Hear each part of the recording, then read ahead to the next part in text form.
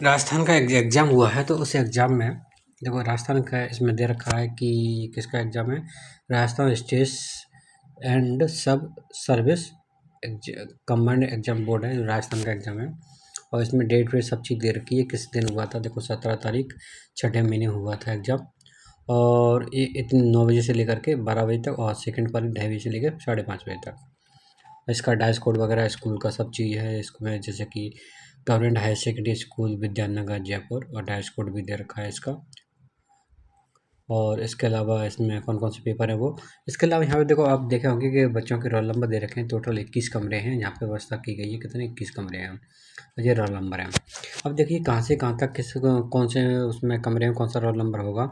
तो देखिए सबसे पहला कमरा देखते हैं 7 नंबर। 7 नंबर में आप देखिए कि अच्छी अच्छी दिख रही होगी कि एक बच्चा ओनली, एक विद्यार्थी, देख रहे हैं। फिर दूसरे नंबर में आते हैं 24, तीसरे में भी 24। फिर देखिए ये चौथे नंबर का आया है, इसमें देखो 23 बच्चे हैं। फिर उसके नीचे 22, फिर इस पर 24, 24, 24, 24, 24, कहाँ तक 24 है, लास्ट यहाँ तक 24 है। फिर उसके बाद एक, फिर 24, फिर एक।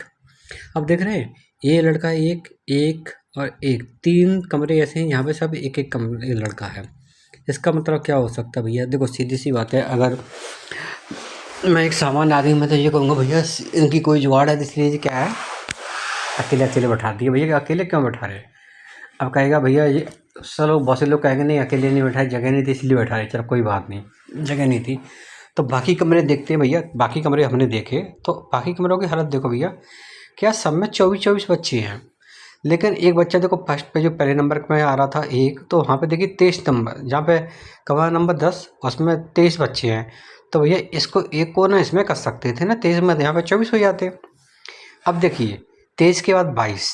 अब 2 बच्चे यहाँ पे देखो, एक एक ये हैं दोनों, इसमें 20 नंबर और 21 नंबर का कमरा, इन दोनों को उठा के यहाँ डाल देते 22 में, कमरा नंबर 11 में। तो क्या दिक्कत थी, सब जगह 24-24 हो जाते। लेकिन 3 बच्चों को अलग अलग फैसिलिटी दे दी भैया, एक एक कमरा दे दिए। एक कमरा जानते हैं आप, वहाँ पे 2 टीचर लगते हैं एक कमरे में, कोई भी स्टेट एग्ज़ाम होता है उसमें।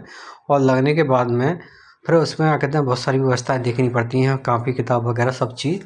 लेकिन उनके लिए अलग से कमरा अलॉट कर दिया, और यहाँ पे लिख भी दिया भैया उनको ये अलग अलग कमरा है। अब बताइए कोई भी चेक करने आएगा तो कहाँ जाएगा, एक इसमें जाएगा एक बच्चे वाले, भैया वही समझ जाएगा यहाँ पे तो वैसे ही कोई नहीं बैठा है यहाँ पे। वो तो यहाँ जाएगा, यहाँ पे 24 है, 22, 23 है, यहाँ पे इन पर चेक करेगा, चल निकल जाएगा। और किसी को पता ही नहीं है यहाँ पे। अगर किसी को पता हो, किसी ने कोई अधिकारी आता है वो बोर्ड नहीं देखता भैया, बोर्ड बिल्कुल नहीं देखता कि किस कमरे में कितने बच्चे हैं, ये कभी नहीं देखता।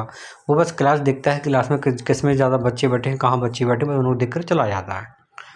अब देखिए कैसी घपलाबाजी हो रही है। लोग कहेंगे भैया कहीं जान वो नहीं चलती, जान पहचान यहाँ पे जो भी पैसा पैसा। तो यहाँ पे देख के लग रहा है आपको कि गड़बड़ हुई है कि नहीं हुई है। अब क्या कर सकते हैं भैया, सरकार है, सरकार की कुछ नहीं कर सकते। सरकार कह दे हो सकता भैया ये लोग बीमार थे इसलिए वीआईपी ट्रीटमेंट दे दिया। अब कुछ और कर सकते भैया, कुछ भी कर सकते हैं। आज के ज़माने में कुछ भी हो सकता है भैया। क्यों हो सकता है भैया, आपने अहमदाबाद को देख लिया, प्लेन क्रैश, 17 साल के बच्चे को उठा लेगा। तो ये तो भैया एग्ज़ाम है, कुछ भी हो सकता है इसमें। तो आप देखिए भैया कितना अच्छा बढ़िया है, कितना एग्ज़ाम है, किस तरीके से एग्ज़ाम दे रहे हैं। 3 कमरों में एक एक विद्यार्थी, सोच रहे हैं कितना उसके लिए ख़त्म जो मैनेजमेंट का जो लगेगा, और बाकी चीज़ खर्च होंगी बिजली वगैरह, तो कितनी होंगी, फालतू चीज़ें। बढ़िया है भैया, भारत है, सब चलता है।